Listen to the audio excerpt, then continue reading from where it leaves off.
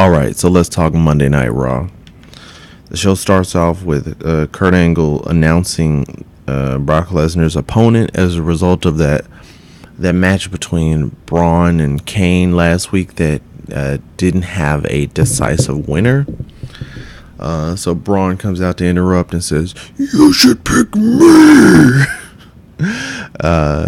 And then Kane comes out also, and I like how Kurt just hurries up and announces, like, okay, the match at Royal Rumble is going to be a triple threat match. It's true, it's damn true. And he runs out of the ring.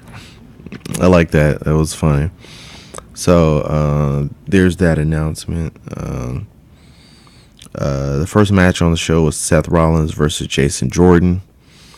There's not really anything that stands out in my mind about it. I feel like it was a decent match, but good showings by Jason Jordan are easy to come by, so that's not really anything new. So yeah, overall I thought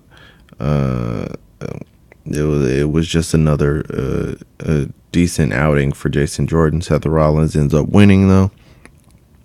Next match it started out as Finn Balor versus Curtis Axel. That falls apart, and the Miz Taraj jumps Finn Balor, and then Hideo Itami out of nowhere just shows up to help him out, and it turns into a tag match with Hideo and Finn versus the Miz Taraj. And that's interesting because Hideo was announced to be debuting on 205 Live the next night, but instead they tried this and had him in a tag match in the heavyweight division, or the unclassified division, because like I don't even think Finn Balor is too far above like 205. So that's interesting.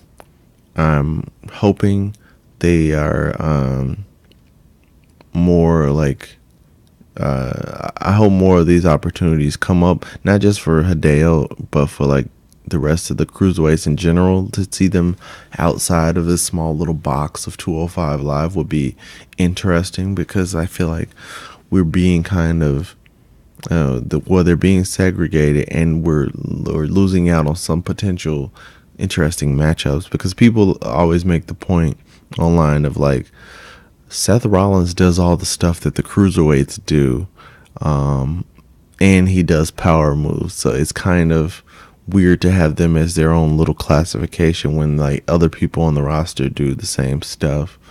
So it's like I would like to see some of those people interact. Like I think it'd be really interesting to see a Cedric Alexander versus Seth Rollins match. That would be cool, but whatever. So Hideo and Finn end up winning, with the spotlight moment of the match being Hideo hitting the GTS, the go to sleep, on I can't remember which person he hit it on, but we haven't seen a GTS on Raw in years, so that popped the crowd, and I think that's interesting to see. So hopefully this is not like a one-time thing. I think it was like a temperature check. So they're seeing like, okay, can we get this guy over without just wedging him into this cruiserweight division? Because like I feel like seemed like he was kind of lost even on NXT because of injuries. That kind of hurt his momentum. So I would like to see them actually find their voice with this character finally, and like without like pointing it out, this is probably like the most Asian wrestlers they've had on a roster in a long time, and without their gimmick specifically being like, hey, I'm Asian. Although like that kind of is the gimmick of Nakamura is the rock star and the artist, which is so vague, but like that's kind of Asuka's gimmick. So like, but it seems like they're not highlighting it and they're not associating them with each other, which I feel like is progressive. Anyway, next is Cedric Alexander versus Drew Gulak. There's a lot of build up for this number one contendership, man. They end up having 3 fatal 4-way matches to get down to these 2 contenders, Drew Gulak and Cedric Alexander.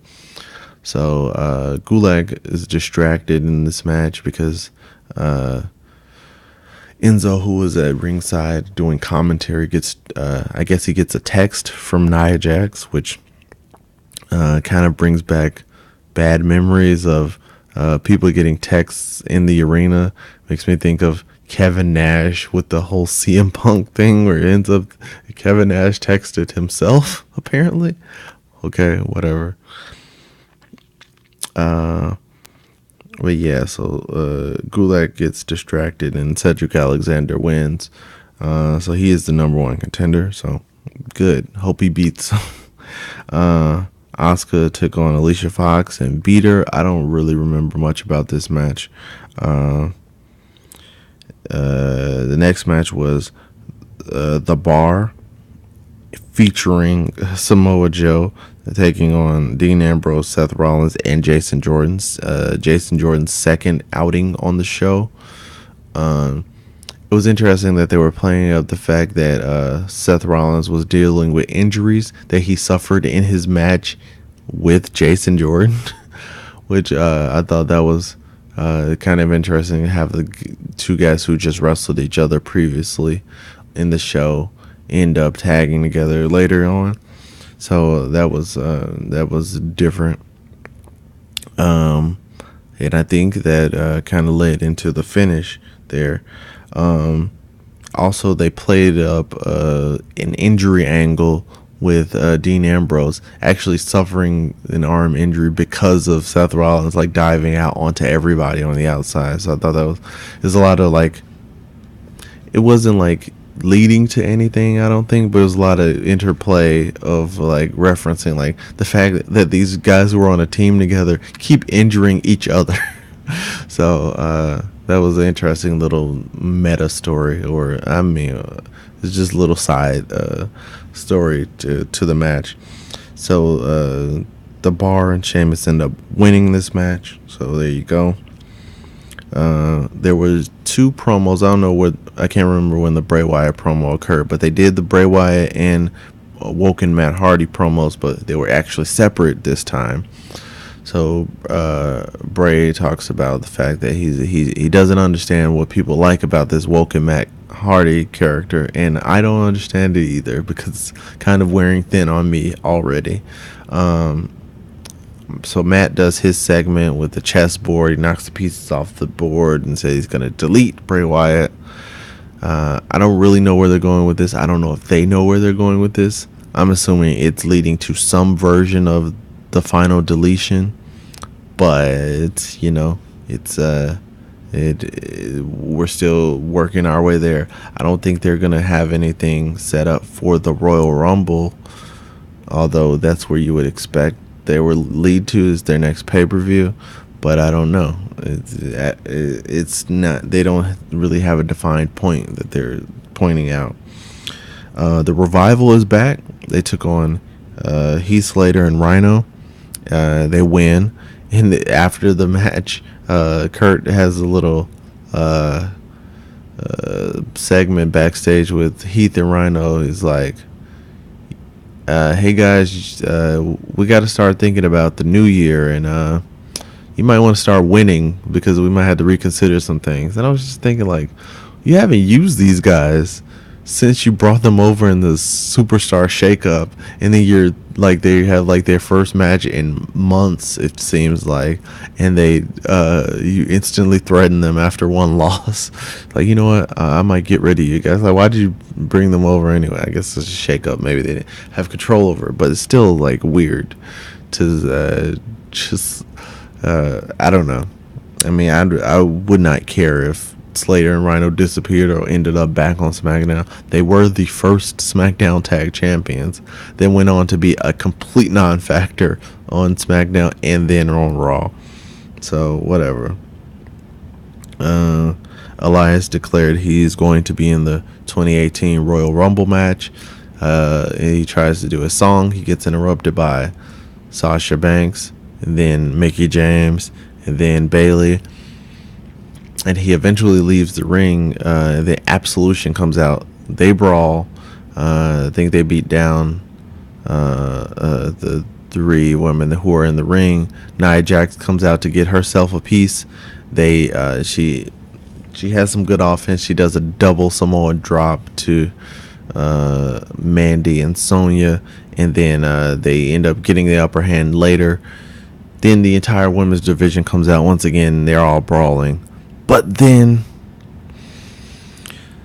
Stephanie McMahon's music comes out. You know, that ratchet theme song that she has, and I really disliked this because it was just such a weird thing to have all of these women who are basically are in this blood feud. Like, all of these women hate Absolution, and they're fighting, and they have like real feeling heat with each other, and they're just all going at it, but they just completely stop to bow down and show reverence to the boss lady.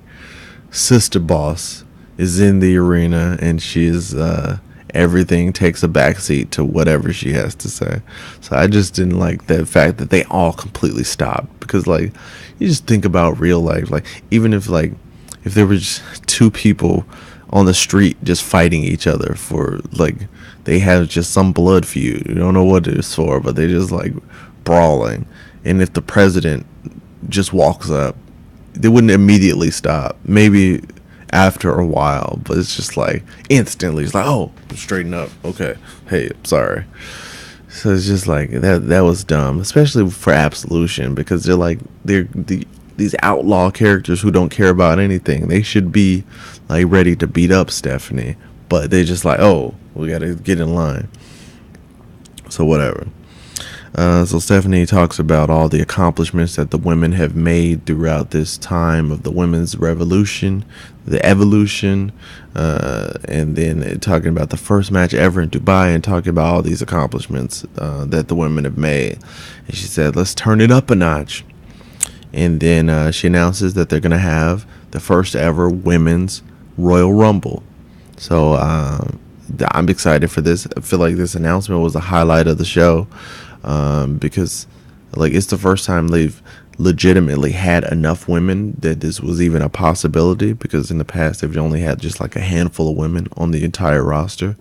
So I think that's it's an exciting thing to have at the Royal Rumble. I would not be surprised if the women's Royal Rumble was the main event of the Royal Rumble pay-per-view itself. Because they always want to break new ground, so I wouldn't be surprised about this, because you know, this title match is really not really a marquee match at all. Like, we've seen Braun and Brock, and then Kane doesn't add anything special to the mix, so I'm sure that's going to be lower down on the card. Then I could see having the regular Royal Rumble. And it's weird, because I love the Royal Rumble, and I'm always a fan of having the Royal Rumble as the main event. But since we have two of them, I could see them sandwiching the title match between the two Royal Rumbles. Like, they have the men's Rumble, and it's likely to be the other way around. But I'm thinking in terms of like making a statement, they want to do the women's one at the main event. So I'm assuming they will have the men's Royal Rumble first, then they would have the title match, and then they would have the women's Rumble. I kind of like to see the men's Rumble happen after the title match, but you know, I don't think they're gonna do two Royal Rumbles back to back, because it's still like logistics of like getting everybody out of the ring and then getting a bunch of other women in right after. I feel like the fans might be like kind of burnt out on it, so I feel like they need like a cool down, which would be the title match, which is weird to think of the title match being the cool down, but the way it's set up, it seems like that's going to be what it is.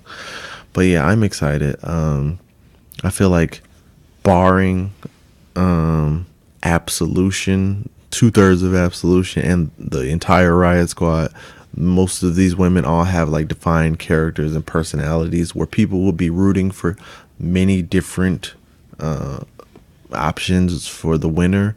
So I feel like it would get some good attention. People would be excited, You have each fan base like cheering for their person, so I think it's gonna be interesting. And you've even got the jobbers of the division, like Alicia Fox and the